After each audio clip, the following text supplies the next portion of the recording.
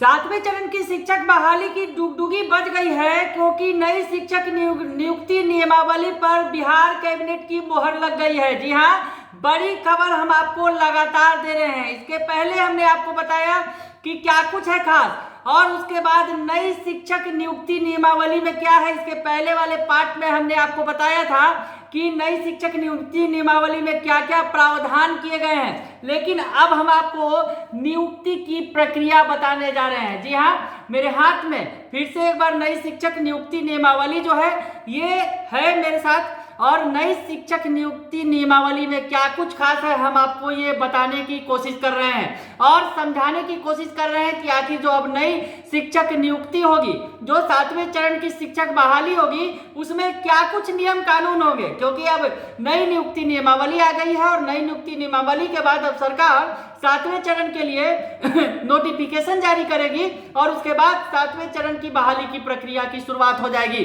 तो ऐसे में नई शिक्षक नियुक्ति नियमावली जो हम आपको बार बार बता रहे हैं और दिखा भी रहे हैं कि किस तरह से ये मेरे हाथ में है, और इस नई शिक्षक नियुक्ति नियमावली में क्या कुछ है ये हम आपको बताने की कोशिश कर रहे हैं। कशिश न्यूज़ लगातार बता रहा है, वैसे भी हम आपको बता दें कि जिस तरह से लगातार हम आपकी खबरें चलाते रहे हैं प्रमुखता से, और अब हम आपको बताएंगे सातवें चरण की शिक्षक बहाली में क्या कुछ खास है, कैसे नियुक्ति होगी।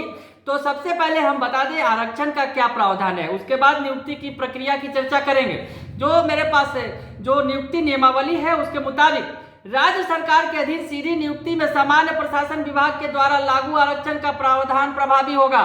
सुन लीजिए ध्यान से, राज्य सरकार के अधीन सीधी नियुक्ति में सामान्य प्रशासन विभाग के द्वारा लागू आरक्षण का प्रावधान प्रभावी होगा, परंतु प्राथमिक एवं मध्य विद्यालय के मूल कोटि एवं स्नातक कोटि के विद्यालय अध्यापक के पद पर प्रत्येक विषय में न्यूनतम 50% महिला अभ्यर्थियों की नियुक्ति की जाएगी। यानी ये जो नई नियुक्ति नियमावली है उसमें महिलाओं की बल्ले बल्ले होगी। खासकर प्राथमिक और मध्य विद्यालय में जो नियुक्तियां की जाएंगी उसमें 50% सीधा आरक्षण महिलाओं को दिया जाएगा।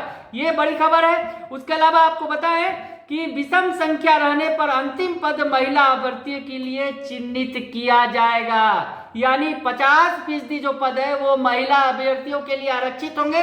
अगर विषम संख्या होगी यानी एक संख्या ज्यादा होगी तो वो भी महिला अभ्यर्थी के जिम्मे ही आएगी। आगे बढ़े, आरक्षण के बाद आपको नियुक्ति की प्रक्रिया भी बताएंगे। तो आरक्षण में दूसरा जो पॉइंट है उसमें बताया गया है प्राथमिक एवं मध्य विद्यालय के मूल कोटि एवं स्नातक कोटि के विद्यालय अध्यापक के लिए विषयवार आरक्षण रोस्टर का संधारण समेकित रूप से जिला स्तर पर किया जाएगा। इसी प्रकार माध्यमिक एवं उच्च माध्यमिक विद्यालय के विद्यालय अध्यापक के लिए विषयवार आरक्षण रोस्टर का अलग अलग संधारण जिला स्तर पर किया जाएगा। यानी अब जो तमाम काम जिला स्तर पे होंगे, आपको ये हम बार बार बताते रहे हैं कि जिला इकाई जो है अब वही शिक्षकों की बहाली करेगी। जो तमाम नीचे की इकाइयां हैं वो खत्म हो जाएंगी पंचायत स्तर पर, और या फिर निगम स्तर पर जो बहाली होती है या फिर नगर निगम लेवल पर जो बहाली होती है, तमाम बहालियां वो स्तर खत्म हो जाएगा और जिला स्तर पर एक ही बहाली होगी। आपको बताएं कि विद्यालय अध्यापक का आरक्षण समाशोधन से संबंधित कार्य जिला पदाधिकारी के द्वारा किया जाएगा। यानी जिला पदाधिकारी सीधे सीधे जो है शिक्षक नियुक्ति नियमावली में शिक्षक नियुक्ति जो सातवें चरण की होगी उसमें महत्वपूर्ण भूमिका होगी जिला पदाधिकारी की। इस नियमावली के प्रवृत्त होने के बाद प्रथम संव्यवहार में विद्यालय अध्यापक के पद पर नियुक्ति होती हुई आरक्षण बिंदु 1 से रोस्टर प्रारंभ होगा। तो ये आरक्षण के कुछ बिंदु थे जो हमने आपको बताए, जो नई नियुक्ति नियमावली में बताए गए हैं। सातवें चरण की शिक्षक बहाली के पहले जो नई नियुक्ति नियमावली आई है उसमें क्या कुछ होगा। अब नियुक्ति की प्रक्रिया आपको बता दें कि कैसे नियुक्ति की जाएगी। शिक्षा विभाग के द्वारा विद्यालय अध्यापक के पद पर सीधी नियुक्ति होती जिला स्तर पर रिक्त पदों की गणना कर रोस्टर क्लियरेंस के साथ आरक्षण कोटिवार अधियाचना आवश्यकता अनुसार आयोग को भेजी जाएगी। यानी आपको बताएं जो आयोग का गठन किया जाएगा, जो शिक्षक बहाली के लिए आयोग जो है सीधे सीधे वो बहाली होगी तो आयोग को रिक्ति भेजी जाएगी तमाम जिलों से। सीधी भर्ती हेतु प्राप्त अधियाचना के आलोक में आयोग रिक्तियों की संख्या विज्ञापित करेगा। आयोग द्वारा विज्ञापित आवेदन पत्र में विद्यालय अध्यापक अभ्यर्थी द्वारा योग्यता से संबंधित स्वघोषणा के आधार पर उनकी उम्मीदवारी का मूल्यांकन किया जाएगा। तो ये जो तमाम बातें हम आपको बता रहे हैं कि क्या कुछ होने वाला है, ये हमारे हाथ में जो शिक्षक नियुक्ति नियमावली है जिसका बेसब्री से इंतजार किया जा रहा था शिक्षक अभ्यर्थियों के द्वारा, सीटेट बीटेट टेस्टेड के अभ्यर्थियों के द्वारा, वो हम आपको बता रहे हैं। बताएं आगे कि परीक्षा हेतु पाठ्यक्रम का निर्धारण आयोग द्वारा प्रशासनिक विभाग के परामर्श से किया जाएगा। निर्धारित पाठ्यक्रम के आलोक में परीक्षा का आयोजन, प्रश्न पत्रों का निर्धारण, उत्तर पुस्तिकाओं का मूल्यांकन तथा परीक्षा फल का प्रकाशन आयोग के द्वारा किया जाएगा। परीक्षा के पैटर्न का निर्धारण आयोग के द्वारा किया जाएगा, जिसमें आवश्यकता अनुसार विभाग से परामर्श लिया जा सकेगा। उक्त परीक्षा में 3 अर्हतांक नियत करने का विवेकाधिकार आयोग को होगा। कोई अभ्यर्थी इस नियमावली के अंतर्गत अधिकतम 3 बार परीक्षा में भाग ले सकेगा। आयोग द्वारा संचालित उक्त परीक्षा के आधार पर की गई अनुशंसा के आलोक में नियुक्ति की जाएगी।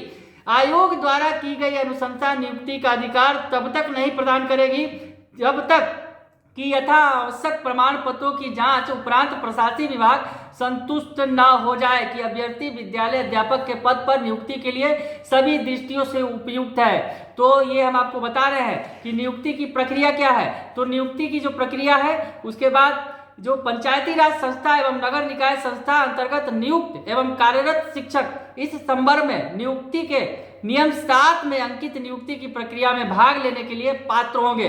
इस संबंध में आवश्यकता अनुसार प्रक्रिया का निर्धारण राज्य सरकार के द्वारा अलग से किया जा सकेगा। तो हम आपको ये बता रहे हैं और क्या कुछ है जो खास है नई नियुक्ति नियमावली में, ये बता रहे हैं। तो ये बड़ी खबर हम आपको लगातार दे रहे हैं। फिलहाल इस वीडियो में इतना ही। आगे हम आपको अभी और भी बहुत कुछ बातें बताएंगे नई शिक्षक नियुक्ति नियमावली में क्या कुछ है और इसका जो फायदा है। दरअसल अब अगले वीडियो में हम आपको बताएंगे ट्रांसफर पोस्टिंग की जो पॉलिसी है उसका फायदा किस तरह से शिक्षकों को मिलेगा। बने रहिए कशिश न्यूज के साथ, तमाम खबरों से आपको अपडेट रखेंगे। फिलहाल के लिए इतना ही, धन्यवाद।